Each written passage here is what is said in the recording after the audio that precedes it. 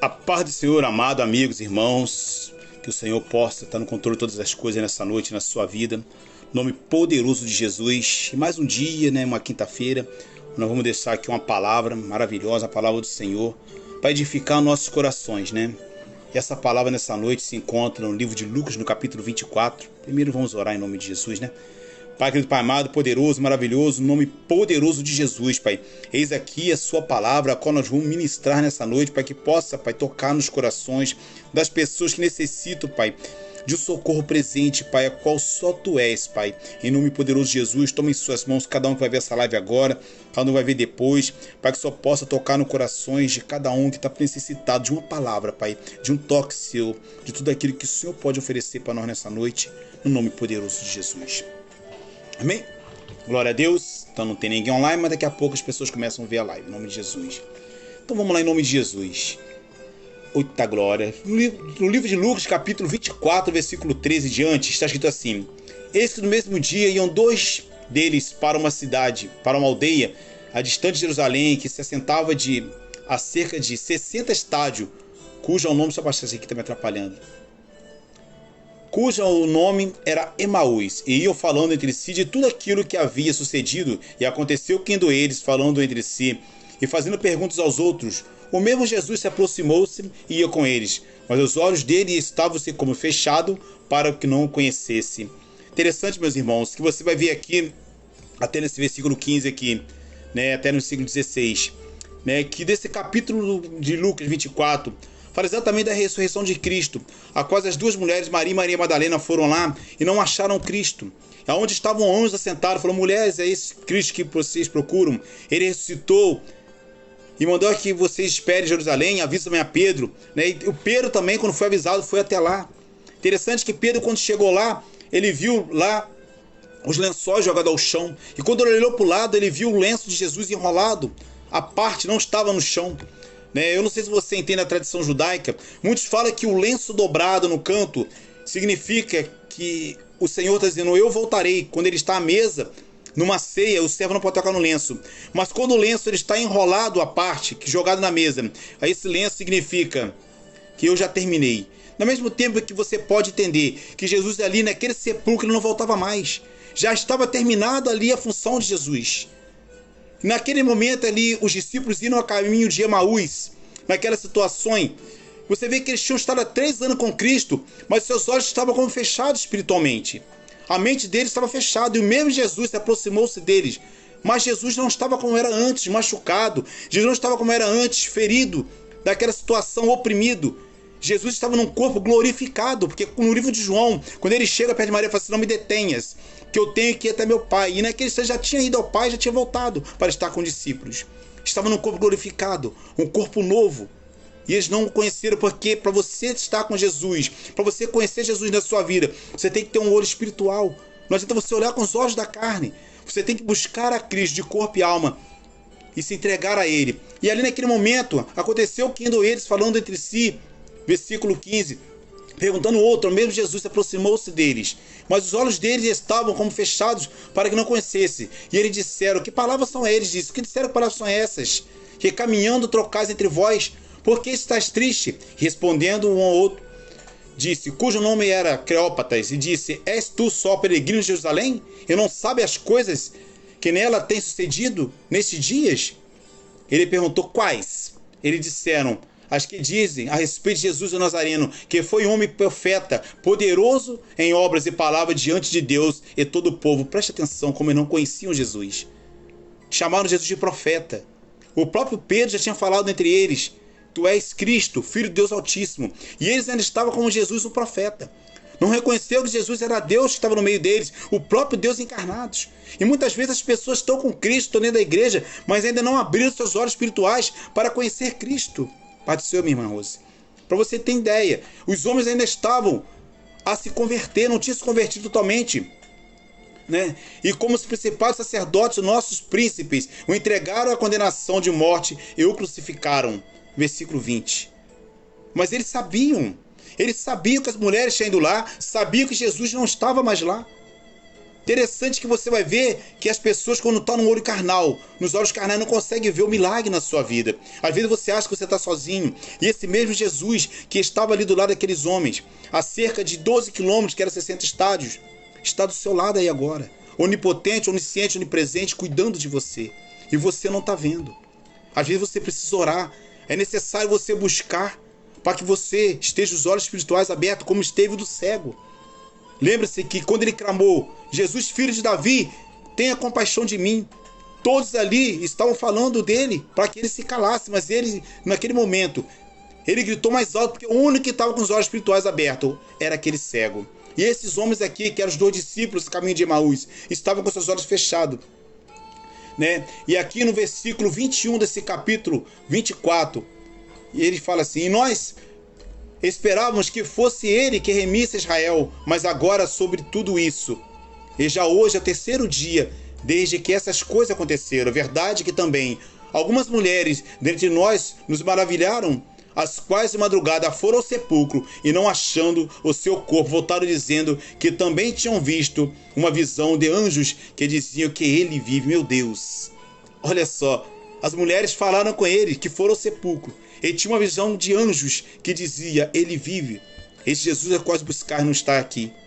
Mas eles não acreditaram. Você vai ver que interessante que quando os olhos espirituais estão fechados, a pessoa não consegue ver as maravilhas de Deus na sua vida. E você começa a ver aqui no capítulo livro de João, no capítulo 11, 25 a 26. Jesus disse quando ele ressuscitou Lázaro, disse-lhe Jesus, eu sou a ressurreição e a vida. E quem crê em mim, ainda que esteja morto, viverá. E todo aquele que vive e crê em mim nunca morrerá. Interessante que se ele mesmo disse que aquele que crê nele nunca morrerá, imagine ele que era o próprio Deus. Mateus, no capítulo 28, 5 a 6. Mas o anjo respondeu e disse, mulheres, não tenhas medos, pois eu sei que em buscar Jesus, o que foi crucificado, e não estáis aqui, porque já ressuscitou, como tinha dito. Vinde e veja o lugar aonde o jazia. Interessante que eles tinham visto, mas não creram no Cristo. Interessante que você vai entender que muitos estão assim hoje. Muitos creem no pastor, muitos creem na igreja, mas acabam não crendo em Cristo. Creem em muitas doutrinas. Muitas pessoas estão numa situação tão complicada. E esse Jesus que diz que aquele que crê em mim, ainda que morra, viverá, é aquele que quer te ressuscitar. Que a pior morte que existe não é a morte física, mas a morte espiritual. E tem pessoas que estão espiritualmente mortas, não estou dizendo mal de ninguém não, que estão tão derrotadas, e estão em situação tão complicada que já perderam a vontade de viver. Eu já tive com pessoas que pediram a morte dias e dias, para que o Senhor levasse, mas em vez de pedir a morte, por que não pedir o milagre de Deus em suas vidas? Às vezes o que você precisa é crer, porque a palavra diz, o meu povo que clama pelo meu nome, se humilhar e clamar, então eu ouvirei do céu, sararei a sua terra, curarei a sua terra, e farei milagre em sua vida, que eu não lembro da passagem inteira, mas Deus é contigo. Então é interessante aqui, e aqui no versículo 23, e não achando seu corpo, voltaram dizendo que também tinham visto uma visão de anjos que dizia, ele vive. Alguns dos que estavam conosco foram ao sepulcro e acharam assim como as mulheres haviam dito, porém eles não ouviram. Ele disse, honesto, tardo de corações, para que tudo crê que os profetas disseram, porventura não convia que Cristo padecesse essas coisas e assentasse na sua glória? Ele chama eles de louco, honesto de coração. Cristo não falou isso com vocês? O próprio Cristo, como dizia, eu não falei isso para vocês, que era para mim morrer. Eu derrubarei esse templo em 3 dias, em 3 dias. Ele é edificado, se derrubar esse templo, ele falava do seu próprio corpo. Mas às vezes, o nosso coração está frio, a nossa mente está derrotada, de tal maneira que nós não temos força para orar e buscar o Senhor. É necessário colocarmos na mão do Senhor as nossas dores, as nossas lutas. É necessário colocar na mão do Senhor as nossas pelejas. É necessário nós clamarmos ao Senhor, chorarmos aos seus pés. E muitas vezes, aonde a mão do homem não pode agir, a mão de Deus vai agir na sua vida e na minha vida. No versículo 27, começando por Moisés e por todos os profetas, explicava-lhes que dele se achava todas as escrituras, e chegaram à aldeia para onde iam. E ele fez que, como iam para longe, eles os constrangeram, dizendo a ficar: fica conosco, porque já é tarde, e já declinou o dia. Entrou-se para ficar com eles, e aconteceu que, estando eles à mesa, tomando o pão, o abençoou e partiu e os deu. Aleluia, glória a Deus.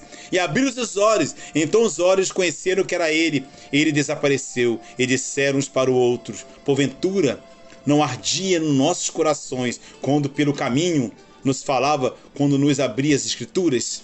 Será que seu coração não está ardendo nessa noite? Para que você entregue, eu não estou dizendo entregar a sua vida agora, ver você não está preparado, não está sentindo para aceitar Jesus nesse momento, mas entregar esse problema que você está. Será que seu coração não está ardendo por essa causa impossível que você está passando? Por esse momento que você está vivendo na sua vida?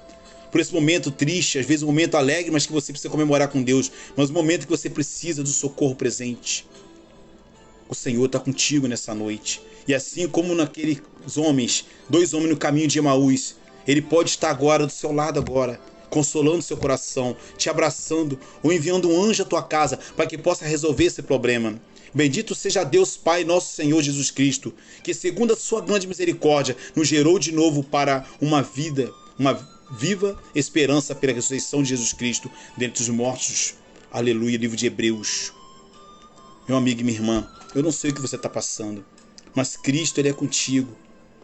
Cristo, Ele não veio para decidir as situações humanas como de Israel. Naquela época, Ele não veio para montar num cavalo branco e sair dando espadada em todo mundo como eles esperavam. Cristo veio para te curar de dentro para fora, para curar o homem de dentro para fora, e através de uma conversão, fazer você entender que no mundo passareis aflição, mas tem um bom ânimo, que Ele disse que Ele venceu o mundo e nós também venceremos o mundo. Aleluia. E aqui diz: porque fomos plantados juntamente com Ele, e na semelhança da sua morte, também seremos da sua ressurreição, sabendo isto, que o nosso velho homem foi com Ele crucificado, para que o corpo do pecado seja desfeito, a fim que nós não vivêssemos mais no pecado. Hoje você pode ter aí um corpo de pecado, como eu tenho, como eles têm, mas nós fomos plantados com Ele, em 1 Pedro 1,3. Mas também agora nós fomos ressuscitados para poder vivermos com Ele num corpo glorificado. Um dia a terra vai entregar os seus mortos, o rio vai entregar os seus mortos, a água, o fogo, e todos nós estaremos com Cristo. E essa é a nossa esperança. E aqui, ora a Deus, aleluia, que esse dia chegue, ora vem, Senhor Jesus, aleluia. Ora a Deus Pai, ora a Deus de paz, que pelo sangue do concerto eterno tornou a trazer dos mortos o nosso Senhor Jesus Cristo, grande pastor das ovelhas, e vos aperfeiçoou em toda boa obra para fazer a sua vontade, operante em vós e perante a nós. É Ele agradável por Cristo Jesus, ao qual seja a glória para todo sempre. Amém. Aleluia. Que o Senhor possa estar em nome de Jesus na sua casa. Que o Senhor possa, em nome de Jesus, estar na sua vida nesse momento. Que em nome de Jesus o Senhor possa entrar na sua família agora. E se tiver alguém doente, em nome de Jesus Ele vai curar. Se o seu coração está transtornado, em nome de Jesus Ele vai fazer uma obra maravilhosa. Que o Senhor Jesus possa entrar na tua família agora. E onde houver droga, onde houver bebida, que Ele possa tocar nessa pessoa. Onde houver um filho longe de uma mãe, que Ele possa fazer voltar. Que Ele possa consolar o coração de cada um nesse momento que está sofrendo com essa pandemia. Abrir portas de emprego para aquele que está desesperado, que já não tem mais como sustentar seus familiares. Que nesse momento, como Ele esteve ao lado daqueles homens a caminho de Emaús, Ele possa estar junto contigo agora, no nome poderoso de Jesus, porque Ele é Deus e Ele vai fazer essa obra. Eu vou orar pela sua vida nesse momento, em nome de Jesus, para que Ele possa fazer uma obra maravilhosa em sua vida, assim como Ele fez na minha e continua fazendo na vida de todos nós, em nome de Jesus.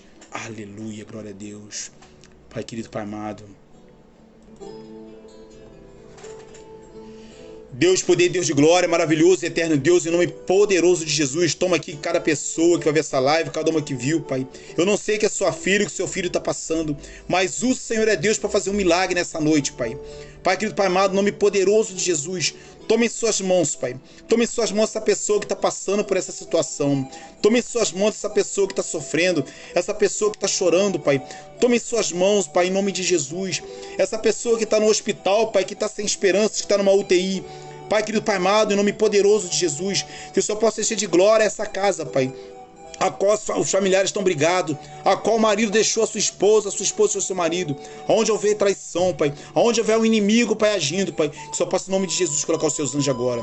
Pai, querido Pai amado, em nome de Jesus, toma meus irmãos que estão distantes, Pai, que foram, Pai, tentar a sua vida distância, minha irmã Tamara, que está aqui, em nome de Jesus, seu marido, a sua mãe, Pai, que também passou por situação complicada, toma aqui, Pai, minha família, minha esposa, meus filhos, meus netos, meus vizinhos, Pai, Pai, querido Pai amado, toma em suas mãos, Pai, cada um, Senhor, que está clamando, que está buscando a sua vitória, mas que não esqueceu de buscar em Ti, Pai, em nome de Jesus, porque sei que só o Senhor é Deus para derramar da sua unção sobre as nossas vidas e nos encher com a sua glória, no nome poderoso de Jesus. Amém. Amém. Glória a Deus. Meu irmão, fica na paz do Senhor.